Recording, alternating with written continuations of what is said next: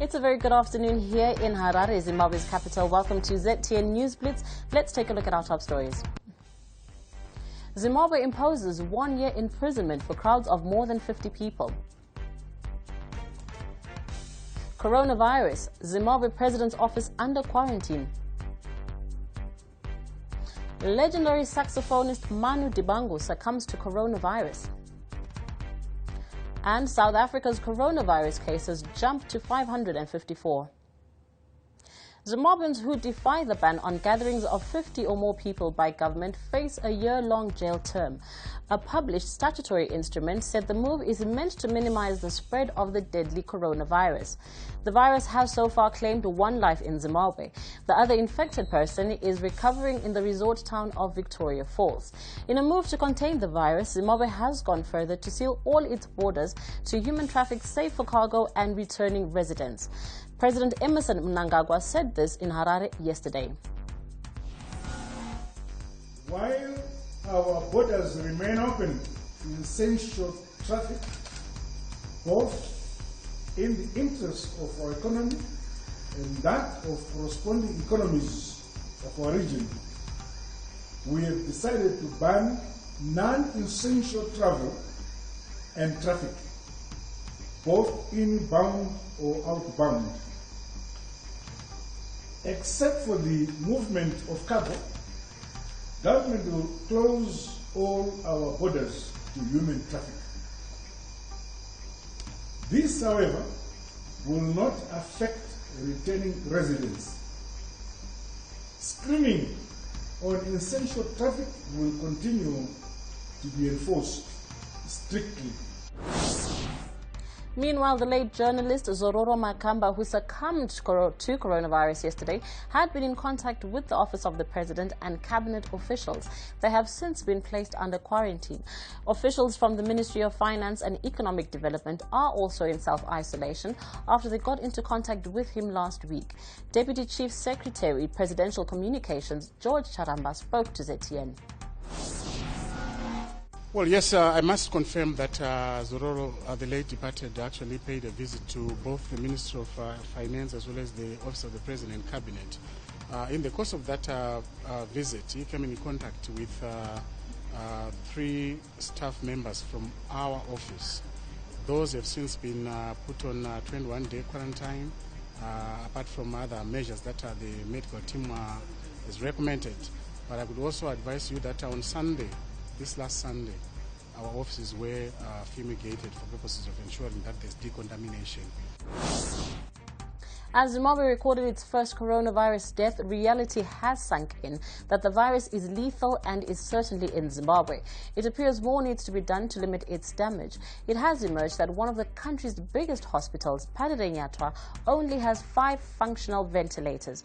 Ventilators are designed for breathing for patients who are unable to breathe effectively on their own. They essentially help a patient's lungs. Zimbabwe's Director of Epidemiology and Disease Control in the Ministry of Health and Childcare, Dr. Portia Manangazira, spoke to ZTN. They are supposed to have 10 ICU beds, but they only have like 5 functioning. So they are supposed to have 10 ICU beds, 10 critical care, and 10 high dependence units, but they only have 3 of each. So they are short.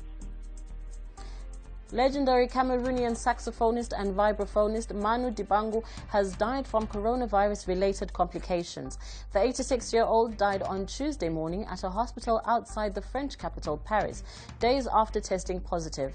Zimbabweans will fondly remember his joint show with local legend Thomas Mafumo and inspiring Michael Jackson to write hit song Wanna Be Startin' Something, after he pulled lines off Dibango's hit song Soul Makosa.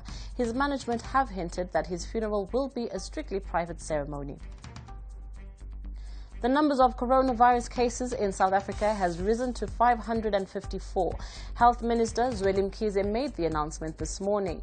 The number jumped from 152 on Monday, the largest jump yet since the virus was reported in South Africa on March 5th. South Africa is already preparing for a 21-day lockdown, which begins on Thursday.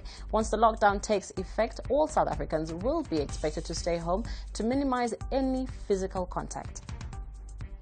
Meanwhile, ZTN's Takuzwa Chihambakwe is at State House in Harare, where the President of Zimbabwe is about to convene a cabinet meeting, the first since yesterday's address to the nation announcing heightened measures to protect the nation. While it's definitely not business as usual at the State House, we are here this morning as we are waiting for the cabinet meeting to start. Things have changed. Things moved from the usual location for the cabinet meeting, which is Munumutapa building in Samora Machel, where the president's offices are situated, where the cabinet room is located.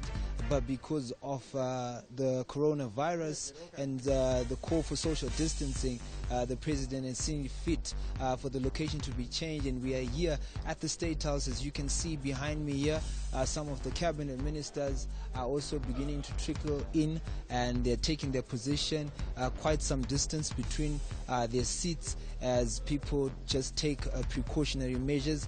Everybody who's entering this tent where the cabinet meeting is going to be held this morning is being called on to be wearing this mask. If you're not wearing a mask, you're not allowed to enter. And there's also been some serious sanitization happening. All these chairs have been sanitized. When we got here, we had to be sanitized, and there is a lot of precautionary measures being taken. So that's what's happening here at the State House. It's definitely not business as usual. And that's all from us on ZTN News Blitz. Join us again at 4 p.m. For more news, visit ztn.co.zw and our other social media websites.